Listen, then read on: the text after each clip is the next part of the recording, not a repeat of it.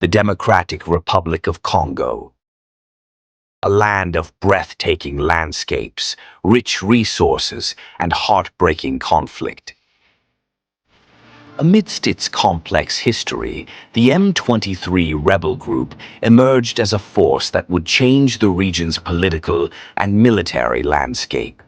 The story of the M23 begins with a broken peace agreement and a group of soldiers ready to fight for what they believed was justice for their people. This is their story.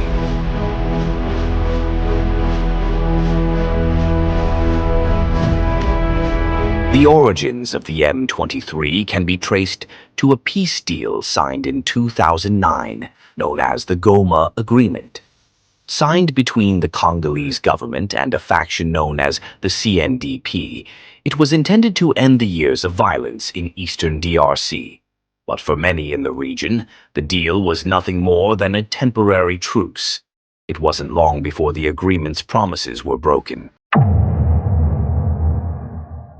Our government have betrayed his people.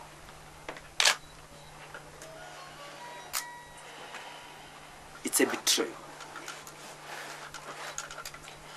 And if the government didn't accept to be back from that and to accept to liberate Congo, we are going to fight this government even if he was elected.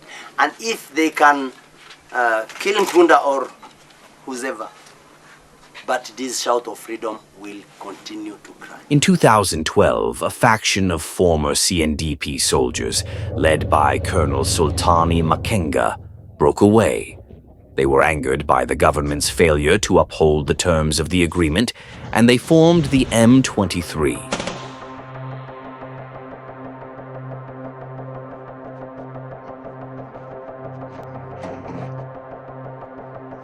The name M23 was a reminder of the broken promise, March 23.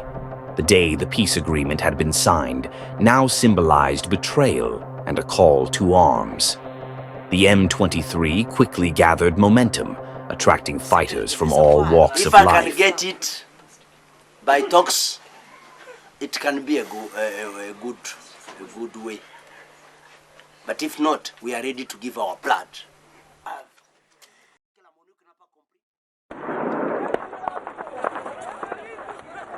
Former soldiers, displaced villagers, and disillusioned youth all rallied to the cause.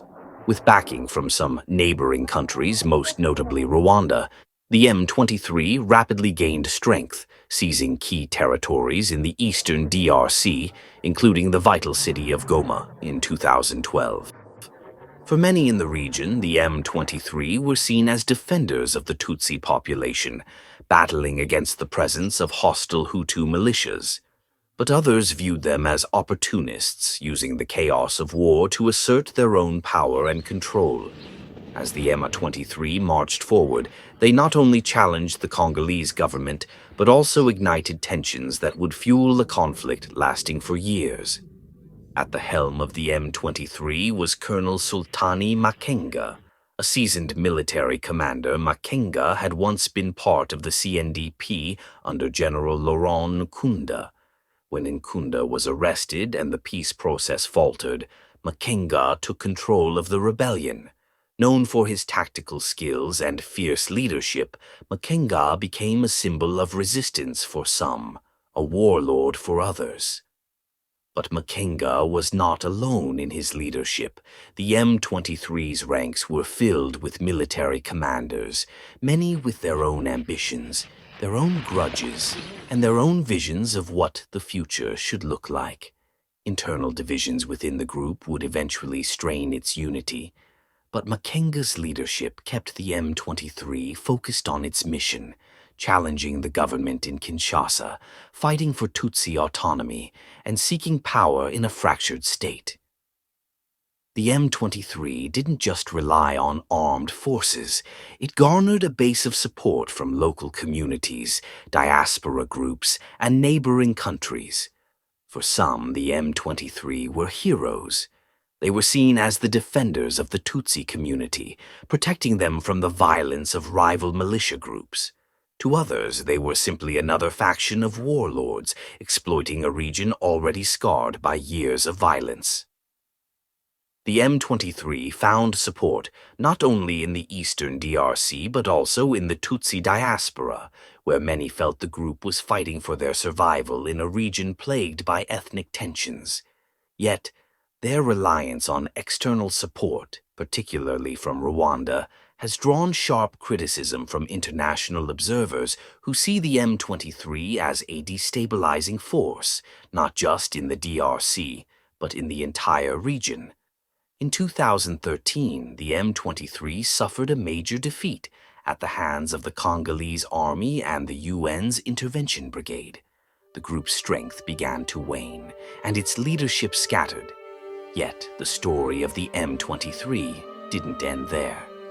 In recent years, the M23 has re-emerged, regrouping in the forests of eastern DRC.